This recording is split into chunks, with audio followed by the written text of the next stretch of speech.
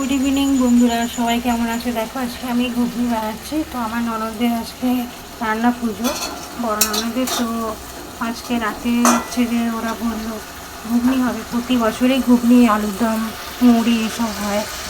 দেখো, এটা হচ্ছে ভাজা মশলা।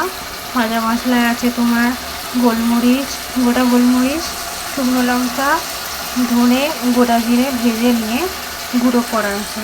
আর এতে আছে আদা বাটা। আর এটা হচ্ছে আলু মটর সিদ্ধ করে নিয়েছি আগে।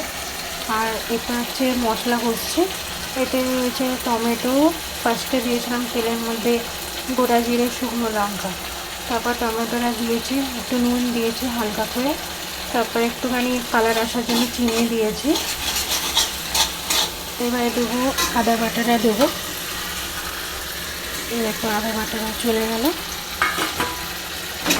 একটু আদাটা কষে নেবো যাতে আদার গন্ধটা কেটে যায়।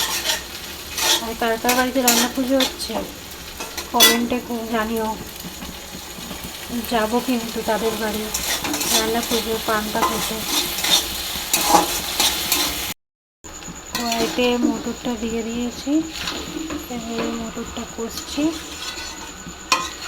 আলু মটর দিয়ে দিয়েছি, এবার কষা হচ্ছে।